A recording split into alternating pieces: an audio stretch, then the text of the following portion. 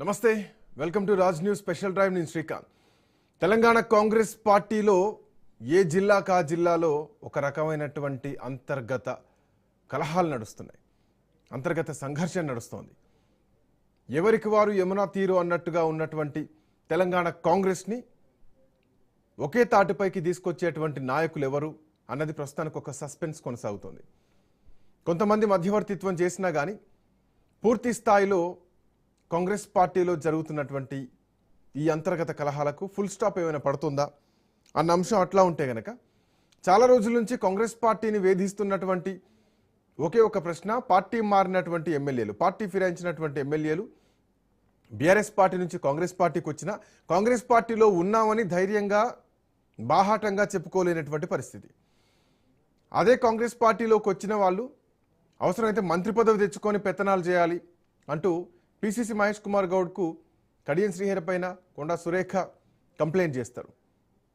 మరోవైపు కోమటిరెడ్డి రాజగోపాల్ రెడ్డి పక్క పార్టీ నుంచి వచ్చినటువంటి ఎమ్మెల్యేలు ఎవరైతే ఉన్నారో, అంటే బీఆర్ఎస్ పార్టీ నుంచి కారు గుర్తు మీద గెలిచినటువంటి ఎమ్మెల్యేలు ఎవరైతున్నారో కాంగ్రెస్ పార్టీ ఒరిజినల్ కార్యకర్తలను వేధిస్తున్నారు అన్నది ప్రధానంగా ఉన్నటువంటి అభియోగం. ఇది ఇప్పుడే కాదు, వాస్తవానికి గ్రౌండ్లో కూడా రియాలిటీ అట్లాగే ఉంది.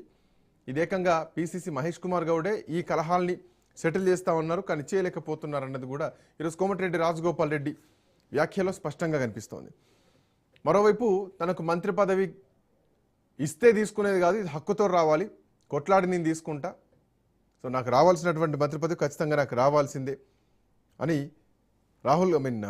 రాజగోపాల్ రెడ్డి మాట్లాడుతున్నారు. మంత్రి పదవి ఇవ్వాల్సిందే అని చెప్పేసి జగ్గారెడ్డి కూడా ఒక అడుగు ముందుకేసి ఆయన మాట అన్నారు. సో మంత్రి పదవి విషయంలో ఆ సస్పెన్స్ అట్లాగే కొనసాగుతోంది. మాట్లాడదాం ఈ అంశాలపైన. చాలా రోజుల నుంచి కొన్ని చెక్కు ప్రశ్నలు కాంగ్రెస్ పార్టీని వెంటాడుతున్నాయి. 6 గ్యారెంటీలతో పాటు 60 కంప్లైంట్లు కాంగ్రెస్ పార్టీలో ఉన్నాయి. మా కరెస్పాండెంట్ సునీల్ అందుబాటులో ఉన్నారు. Sunil, good afternoon. Good afternoon Srikanth. Sunil, Congress పార్టీలో జరుగుతున్నటువంటి ఈ అంతర్గత ఈ కలహాలు వాస్తవానికి పార్టీని ఇబ్బంది పెడుతున్నాయి. ఏకంగా మీనాక్షి నటరాజన్ రంగంలోకి దిగిన, ఇటు తుంగతుర్తి పంచాయతీని దింపడానికి, అటు రాజగోపాల్ రెడ్డి పంచాయతీని దింపడానికి జగ్గారెడ్డిని దింపినా కానీ సో క్లారిటీ మిస్ అవుతుంది. ఏం జరుగుతోంది అసలు? మంత్రి పదవి రాజగోపాల్ రెడ్డికి వచ్చేటువంటి పరిస్థితి కనిపిస్తోందా? ఈ పంచాయతీలు దిగేటువంటి అవకాశం ఉందా? అట్లయితే పక్క పార్టీ నుంచి వచ్చినటువంటి ఎమ్మెల్యేలు పెత్తనం చేస్తున్నారా కాంగ్రెస్ పార్టీలో? శ్రీకాంత్, ఖచ్చితంగా. ఎందుకంటే కాంగ్రెస్ లో నెలకొన్నటువంటి అంతర్గత విభేదాలను పరిష్కరించేందుకు ఇప్పటికే కాంగ్రెస్ అధిష్టానం రంగంలోకి దిగింది. ఏఐసిసి ఇన్ఛార్జ్ గా ఉన్నటువంటి మీనాక్షి నటరాజన్ వరుస సమీక్షలు సమావేశాలు నిర్వహిస్తున్నది. ఇటీవల కాలంలో పార్లమెంట్ మెంబర్ ఆఫ్ పార్లమెంట్ సభ్యులతో ఆమె సమావేశం నిర్వహించింది. ఆ తర్వాత మంత్రులతో విడివిడిగా సమావేశం నిర్వహించింది.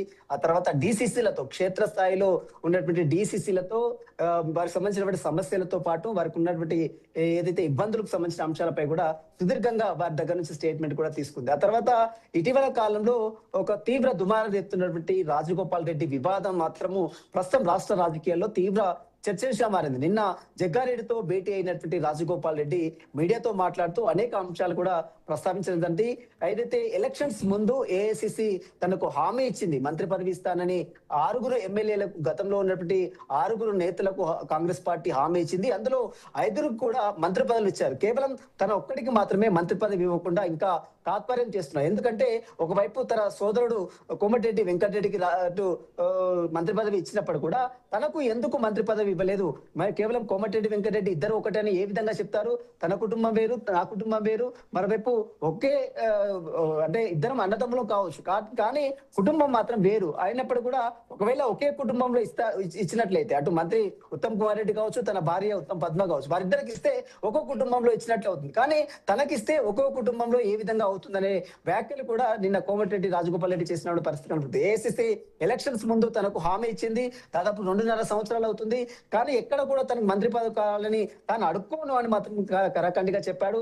మంత్రి పదవి ఖచ్చితంగా రావాల్సిందే, ఖచ్చితంగా ఇచ్చినటువంటి హామీని కాంగ్రెస్ పార్టీ అధిష్టానం నిలబెట్టుకోవాలంటూ కూడా నిన్న కోమటిరెడ్డి రాజగోపాల్ ఇందులో తన స్థాయి చూపెట్టేటువంటి ప్రయత్నం చేస్తున్నారు. ఎందుకంటే తాను ఒక్కడు మునుగోడు నుంచి రాజీనామా చేస్తేనే 100 మంది ఎమ్మెల్యేలు వచ్చారు. సో అట్లాంటి స్థాయి నాది, అట్లాంటి నన్ను హామీ ఇచ్చి నన్ను పక్కన పెడుతున్నారు, నేను బతిలాడాల్సినటువంటి అవసరం లేదు, ఖచ్చితంగా నాకు ఇవ్వాల్సిందన్నటువంటి డిమాండ్ను కాంగ్రెస్ పార్టీ ముందుకు తీసుకొస్తున్నారు. ఈవెన్ ముఖ్యమంత్రితో కూడా ఆయన నువ్వెంత అంటే నువ్వెంత అన్నట్టుగా ఆయన మాట తీరు కూడా పోతుంది. ఈవెన్ మొన్న జరిగినటువంటి యాదగిరిగుడ్డ బోర్డుకి సంబంధించినటువంటి పేర్ల విషయంలో కూడా ఆయనకు సంబంధం లేకుండా జిల్లా ఎమ్మెల్యేలకు కూడా సంబంధం లేకుండా నిర్ణయాలు తీసుకున్నారు. ఇవన్నీ కూడా కోమటిరెడ్డి రాజగోపాల్ రెడ్డి భవిష్యత్తు ప్రణాళికను సిద్ధం చేసుకునేలా కనిపిస్తున్నాయా? ఆయన ఏ క్షణం ఏ నిర్ణయమైనా తీసుకోవచ్చు. ఖచ్చితంగా నిన్న మాట్లాడినటువంటి తీరు చూస్తే మనకు అదే చాలా స్పష్టంగా అర్థమవుతుంది. తను ఎక్కడ కూడా తనకు మంత్రి పదవి కావాలని అడుక్కోలేను, నేను అడుక్కునే వ్యక్తిని కాను, కానీ ఖచ్చితంగా తనకు రావాల్సినటువంటి మంత్రి పదవి ఖచ్చితంగా రావాల్సింది. అదే బాటలో నిన్న జగ్గారెడ్డి టీపీసీసీ వర్కింగ్ ప్రెసిడెంట్ గా ఉన్నటువంటి జగ్గారెడ్డి కూడా తనకు ఖచ్చితంగా ఏదైతే ఏఐసీసీ ఇచ్చినటువంటి హామీని ఖచ్చితంగా నిలబెట్టుకోవాల్సిన అవసరం ఉంది. కాకపోతే కొంత ఈక్వేషన్స్ కారణంగా తనకు మంత్రి పదవి రాలేదు కాబట్టి ఖచ్చితంగా మంత్రి పదవి ఇవ్వాల్సిందే అంటూ కూడా నిన్న జగ్గారెడ్డి కూడా మాట్లాడిన పరిస్థితి కనబడుతుంది. ఖచ్చితంగా ఎందుకంటే అతను ఎమ్మెల్యేగా రాజీనామా చేసినప్పుడే అతన్ని ఓడించడానికి 100 మంది ఎమ్మెల్యేలు తన నియోజకవర్గానికి వచ్చిన తీరు కూడా చూసాం. అంటే అంత స్థాయి ఉన్నటువంటి వ్యక్తి కోమటిరెడ్డి రాజగోపాల్ రెడ్డి. అదే తరాలో గతంలో ఎమ్మెల్సీ ఎన్నికల సమయంలో కూడా కేసీఆర్ కు నిద్ర పట్టకుండా చేసినటువంటి వ్యక్తిగా నిన్న రాజగోపాల్ రెడ్డి ప్రస్తావించిన మాట మనం చూస్తాం. ఆ తర్వాత కాంగ్రెస్ పార్టీలో నెలకొన్నటువంటి ఈ యొక్క అంతర్గత విభేదాలు, ఈ యొక్క క్యాస్ట్ ఈక్వేషన్స్ కావచ్చు, కొన్ని ఏదైతే ఫ్యామిలీ డిస్ప్యూట్స్ కావచ్చు, వీటన్నిటి నేపథ్యంలోనే కోమటిరెడ్డి రాజగోపాల్ రెడ్డికి మంత్రి పదవి ఆగుతుందనేటువంటి చర్చ కాంగ్రెస్ పార్టీలో కొనసాగుతుంది. ఇప్పటికైనా కాంగ్రెస్ అధిష్టానం ఇచ్చినటువంటి మాట ప్రకారం ఖచ్చితంగా అతనికి మంత్రి పదవి ఇవ్వాల్సిందే అంటూ కూడా అటు రాజగోపాల్ రెడ్డి వ్యక్తం చేస్తున్నారు. తను ఎక్కడ కూడా అడుక్కోను, అదేవిధంగా తనకు రావాల్సినటువంటి హక్కు అది. ఎందుకంటే 6 ఎమ్మెల్యే గతంలో 6 నేతలకు హామీ ఇచ్చారు, అందులో 5 ఇచ్చారు. కేవలం తన వారికి వస్తే ఎందుకు ఇవ్వడం లేదంటూ కూడా రాజగోపాల్ రెడ్డి కొంత అసహనం వ్యక్తం చేస్తున్నారు. పార్టీ కార్యక్రమాలు ఈ అంశాన్ని ఎట్లా చూడొచ్చు సునీల్? పార్టీ మారినటువంటి ఎమ్మెల్యేలు ఎవరైతే ఉన్నారో ఆయా నియోజకవర్గాల్లో అసలైనటువంటి కాంగ్రెస్ పార్టీ కార్యకర్తలను ఇబ్బందులు పెడుతున్నారు. ఫర్ ఎగ్జాంపుల్ మనం జగిత్యాలు చూసుకోవచ్చు, ఇవన్నీ నిజామాబాద్ చూసుకోవచ్చు, స్టేషన్ గన్పూర్ లాంటి నియోజకవర్గాలు చూసుకోవచ్చు. ఇట్లాంటి నియోజకవర్గాల్లో అసలు కాంగ్రెస్ కార్యకర్తలు ఇబ్బందులు పడుతున్నారు అన్నటువంటి వాదన ఉంది. ఈ రోజు రాజగోపాల్ రెడ్డి దాన్ని బయటపెట్టారు.